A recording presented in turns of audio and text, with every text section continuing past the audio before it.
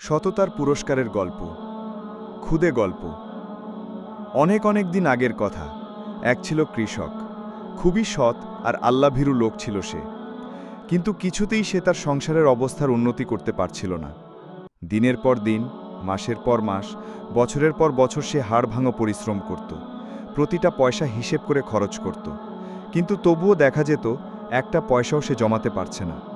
সারা জীবন পরিশ্রম করেও তার মনে হলো আগে যেমন ছিল তার অবস্থা এখনও তেমন আছে, কোনোই উন্নতি হয়নি। একদিন ফজরের নামাজ পড়ার সময় কৃষকটি সিজদায় পড়ে আল্লাহর কাছে মোনাজাত করতে লাগল। দয়াময়, করুণাময়, তুমি পারো আমার অবস্থা বদলাতে। তুমি আমাদের ধন দৌলত দাও। তুমি ছাড়া এই দুনিয়ার কারো কাছে চাইলেও আমি কিছু পাবো না। আমার রান্নাঘরে চুলার ওপর তুমি আমাকে ধন দৌলত দাও। এই মোনাজাত করে সামান্য কিছু নাস্তা যেয়ে প্রতিদিনের মতো সেদিনও সে কাজ করতে মাঠে চলে গেল। একমনে কাজ করছে সে।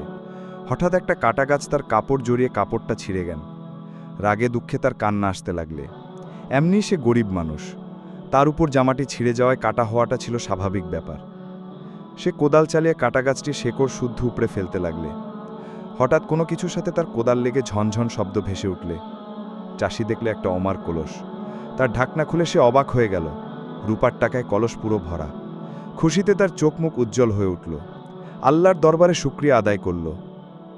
কিন্তু কয়েক মিনিট পর তার মনে পড়ল সে টাকা চেয়েছিল রান্নাঘরের চুলার ওপর, কিন্তু তা পাওয়া গেল মাঠের জমির নিচে। সে বলল, আমি এই টাকা নেব না। আল্লাহ যদি আমাকে টাকাই দিতে চান তবে চুলার ওপরই দিতে হবে। এরপর সে বাড়ি চলে গেল। কলস ভর্তি টাকা সেখানেই পড়ে রইল। বাড়িতে গিয়ে সে তার স্ত্রীকে সব কথা খুলে বললে। সে তো এসব কথা শুনে রেগে আগুন। বলে কি, এমন বোকাও আছে আল্লাহর দুনিয়ায়? কিন্তু সেই একই কথা। কৃষক যখন রাতে ঘুমিয়ে পড়ল তখন তার স্ত্রী তার এক প্রতিবেশীকে সব কথা জানিয়ে বলল, আমার স্বামী তো দুনিয়ার সবচেয়ে বোকা মানুষ। এক কাজ কর, তুমি গিয়ে টাকাগুলো নিয়ে এসো, তোমার অর্ধেক আমার অর্ধেক। প্রতিবেশী তো মহা খুশি। সে তক্ষুনি কোদাল আর শাবল নিয়ে সেখানে চলে গেল। কলসটি খুঁজে পেতে কোনো সমস্যা হলো না। তবে কলসে সত্যি সত্যি রূপার টাকা আছে কিনা জানতে সে ঢাকনাটা খুলল। কিন্তু চমকে উঠল। ভয় তার রক্ত জমে যেতে লাগল। কলসটা যে কালো কালো বিষাক্ত সাপে ভরা, ফোঁস ফোঁস করছে। আরেকটু হলে তাকে কামড় দিয়েই ফেলত। সে বুদ্ধি করে কলসটার মুখ বন্ধ করল। তারপর ভাবতে লাগল, মহিলাটি তো তাকে মেরে ফেলছিল, সে তো আমার শত্রু। নইলে এভাবে লোভ দেখে কাউকে সাপে ভর্তি কনসের দিকে পাঠায়। আরেকটু হলেই তো আমি মারা পড়তাম। এর প্রতিশোধ আমি নেরি। এসব কিছু ভেবে সে সাপ ভর্তি কন্নসটিকে নিয়ে চুপি চুপি সেই কৃষকের বাড়ি সেন। তারপর আরও চুপি চুপি কারো টের পাওয়ার আগেই সে সাপ ভর্তি কনসটি চুলার ওপর ঢেলে দিল। ভাবল, মহিলাটি তো সকালে চুলার কাছে আসবেই রান্না করতে, তখন কোনো না কোনো সাপ তাকে কামড়াবেই। সকালে সেই কৃষক যথারীতি ফজরের নামাজে পড়বে বলে কাছু করার জন্য রান্নাঘরের পাশ দিয়ে যাওয়ার সময় সে দেখল চুলার ওপর কি যেন চকচক করছে।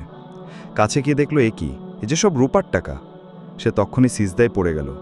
কমল, সবই আল্লাহ তোমার দয়া, তোমার কাছে শুকর। তোমার কাছে চুলার ওপর টাকা চেয়েছিলাম, তুমি আমাকে তাই দিয়েছ।